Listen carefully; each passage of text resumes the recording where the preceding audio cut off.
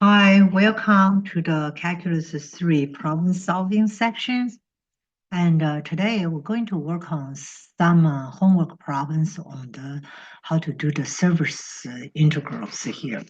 All right, before we take a look at the problem we want to work on, and the first thing is let's try to do a very brief review about what is the surface integral and the few key formulas we will need to use. So the surface integrals here, right? So we know special for the if the f function is a vector field. So here we talk about a scalar field and a vector field. We did several examples about a scalar field, and now let's take a look if this is the vector field. So we know like this one's here. We say is integrate over a surface here, all right?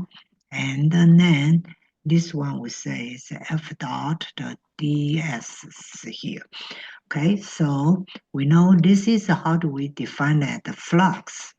So this one we can write as you integrate to the s and the f dot and the normal vector and the ds here. And we did some simple example during the class to show you how is this work with the normal vector and what is role it plays here. So in here, the S is here, when we do the um, when you remember, if you remember when we do the line integral, so we have the curves here. We say this is the positive oriented, right? So the positive oriented, that means it's rotating counterclockwise here. So it's similar like for the surface integrations here. All right. So for the surface integration, we talk about when the S here. Okay, so when we talk about when the S here is a positive, the orientations here. Okay, so that means you have a surface and your normal vectors here pointed outward. Okay, so that's why we say it's your normal vector. Okay, so your normal vectors pointed what? Pointed outward. Okay, so for example, we say here we have okay, so if it is in the 3D space, we have a spheres here. If this is my S here, right? So if this is the surface area of this sphere, that's what I'm trying to integrate in here. And now when we talk about this is a it's a positive oriented, it's a positive orientation. That means in here, this is my normal vector pointed outward. Okay, and so the surface rotating upward as well. Okay, so that is the first things we need to be very careful here. And then the next things here, we're going to list two very useful formula. So how do we do the surface integration? Just like we do the line integral. So the first situation here is if the parametric equations are given. All right, so we know for the parametric equations here, sometimes this is the hardest part, how to find the parametric equation, because this is the surface integration. So it's in the have two variables. So so I have is the R what RUVs here. So my parametric equations will depend on the what? Will be depend on the two variables here. So what is this formula we turn to do? Then we can take a look at the partial derivative of this one respect to u, and the partial derivative with respect to v. And then after you do that, you do a cross product, right? You do a cross product RU and RV.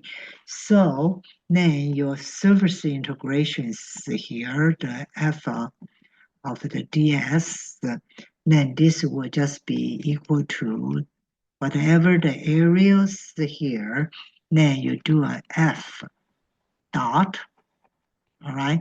So the f dot, the RU cross RV, then the dA. Okay, so basically you will change these functions, the whole things here, right? So basically you will change like all these things, right, to a function of the UV, right? So to a function of the UV, so some function of the UV, and then in here you have the limits here. So this is some function, because I have two parameters now, UVs, right? Then you do du dv integration. Then here, this is what? Then here, this is the bound, right? So this is the bound of UV here, right? U and V. So here's the bound of the U and V. Just like when we did the line integrals here, then your bound of the T. So it's a bound of U and V. Okay, so this is the bounds of U and V. So this is the first one. All right, so this formula is kind of like the if the parametric equations are given, so you can do this, but sometimes a little bit tedious, right? So, but just need to be very patient. You should be fine. Then the second one is here. If the parametrics is not given, right? So if the parametrics is not given,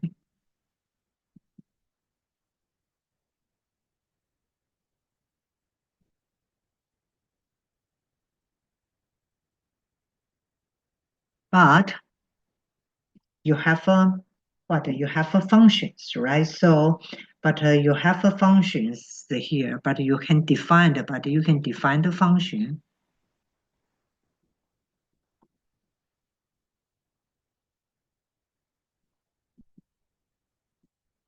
D is equal to the gxy. So for examples here, so we frequently say, hey, let's try to, the integrate along spheres, right? So now the sphere will be x squared plus y squared plus z squared. Say that, hey, sphere with radius is 3. So like in here, then, instead of finding the parametric equation, what you can do is say, oh, okay, so now I can find z is equal to the 9 minus x squared minus y squared to the square roots here. Okay, so if you can find a function of the g equal to the f of y, then here you can find the surface integration of the f, all right, dot the ds. It will be, so here this will be d here, okay? So now here, because this is a negative p, then you take the partial derivative of rho g rho x minus q, all right, then you take the partial derivative of rho g rho y, then you plus r and the dA, okay? So now what you have is here, so you will have a function of xy, okay? So you have a function of xy, then you have the integrated dx dy, right? So you can integrate the dx dy, and then the bound here will be the value of xy here. All right, so here, so the same things here. So after you do this ones here, so these things here will give you what? These things will give you functions, right? So it's some type of the function. Some type of function with x, y here. And so in here, the dA, you would say the dx dy, right? Then So this bound here, so this bound is here, you will use what? So this will be the bound for what? So bound for x and y here. Right, so this two formula is kind of like a pretty handy. So for this video, I'm going to show you by both formula how do we do it. Okay, so let's take a look. Let's see here. Okay, this problem here. All right, so this problems from our homework assignment. So the find the flux of the F cross of the S. We covered part A during in the class. So now let's take a look at this ones here. Okay, so the f of x, y, z, and the z is equal to the, all right, so z, x, y, z, so it's zi, yj, and xk here. Okay, then here, let's say this orientations here, be careful, read very carefully, right? So they said this surface have upward orientations here. That means it's a positive orientations here. Then luckily, also this one, it's giving us the what? It's giving us the parametric equations. So we're lucky, so we will be able to do that. Okay, so now let's take a look. How do we do that? So the first thing is here, we need to do the cross product, right? So R is here. So let's take a look at my RU, the partial derivative of the U. So the first one is here. The U, you take the derivative will just be 1. So this will be the cosine V. Then here will be sine V. And then this is the V's, right? So what this one will be? This one will be 0, correct? Okay, and then the RV is here. The RV, so this is a cosine V, so you take the derivative will be negative U sine V. Okay, and then here is will be the U cosine V. Okay, then this is 1 here. Okay, so that is the what is the our RU RV. Then also so the next things here we want to do is the RU cross the RVs here. So what is the RU cross RVs here? All right, so that's why you need to review refresh your memory about the chapter 12 when we do the cross product. So we say we want to find the determinant, right? So here the cross product here will be the cosine V sine V 0 negative U sine V U cosine V 1. So like I said, I typically take this first two column out for easier to me to find the integrate the cross product here. So this is the U cosine V. All right. Then the next things here is let's try to do this, right? So this is this one, this one, this one, and then minus. So then minus. Okay, so here minus this one, this one, this one. All right, so we just need to be very, it's tedious, but we just need to be very, very careful here. All right, so let's try to do it. All right, so let's start. So here, okay, this will be the sine V to the I, and then plus 0, then k will be plus the cosine, will be cosine v, and so k will be cosine v, and so will be plus the u, the cosine square v, the k. All right, then minus Okay, minus minus, so it's a plus the u, the sine square of v, then minus 0, then minus the cosine v, the j's here. All right, so here, now let's try to simplify a little bit. So this one's here going to be sine v the I, then minus cosine. All right, so j is minus cosine v, the j. Then for the k, it's these two terms. All right, so here's sine v the k. Okay, so it's these two terms.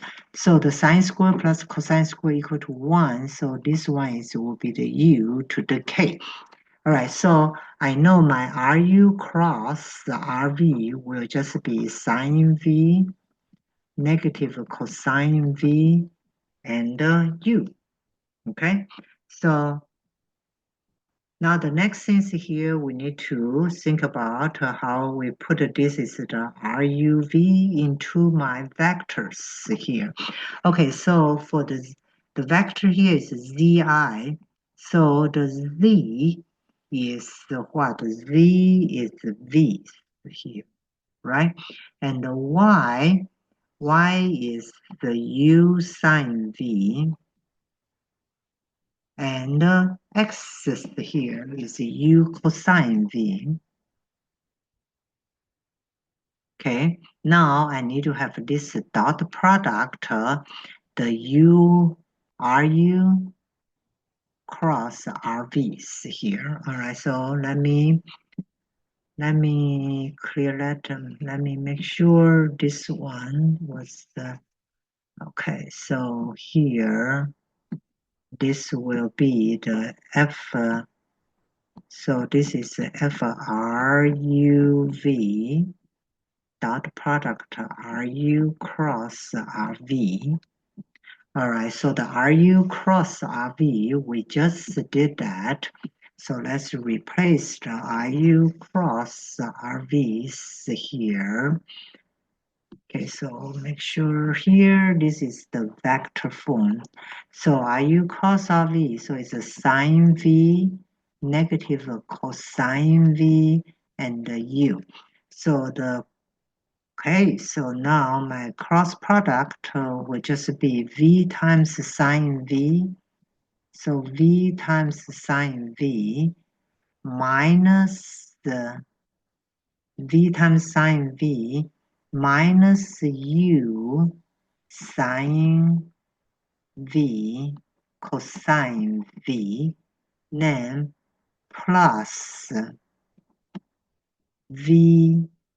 Okay, so this one is so it's V, and then plus VU cosine V. Okay, so I have a V sine V minus the U sine V cosine V plus. Okay, so this is cosine. Oh, so the here dot RU. Oh, see here, this is U. Okay, so this is a U. So I need to be very careful about the algebra. So that's why we said it's a little tedious. So this is the U square cosine V here. All right. So finally, then I can integrating. So the integrating here. All right. So the integrating here, right? So this will just be equal to I need to integrate because it's a function of u and the v's here, right? So I will do here. So my final function is the v sine v minus the u, okay, sine v cosine v, okay, then plus the u square cosine v. Then in here is we times dv du. Okay, so now dv, v is from 0 to pi. Okay, like what they tell us is 0 to pi, and the u's here is from 0 to 1. Then you can carry out the trig integrations. So now this become a very simple trig integration. So you integrate it to the dv first, and then like this v sine v, you need to use it by parts, right? So it's kind of like getting a little bit testing out how is your integration skill. But anyway, so if you carry that out, then the whole answers here, it will be, it turns out it's not bad, so it's a pretty easy, the good answer. So its answer is going to be pi here. Okay, so this is how do we do, the vector, the surface integration with vector field. So it's just like we put it in here, right? So after you substitute, so it's very tedious. When the parametric equation is given, then you need to take the partial derivative, RU, then cross RV, then you do a dot product. So see here, now you will have some function of the UV, just like in here, we have some function of the UVs here. So this function is here, right? So we have this function is all like the u and the v functions, right? Then that's why we want to integrate the dv du, and then you get the same bounds for the u and the v's here. All right. So that's it for the how to. So how do we do that over the vector field? So that's the how do we calculate the flux over this surface. All right, so now let's, before the video gets too long, let's stop here. And our next video, we're going to talk about how to use the function, like when you're giving a function z equal to the square root of x squared plus y. So how do we use the next formula to do it? Will it be a little bit easier? Probably. Okay, so I'll talk to you on the next videos here. Okay, bye.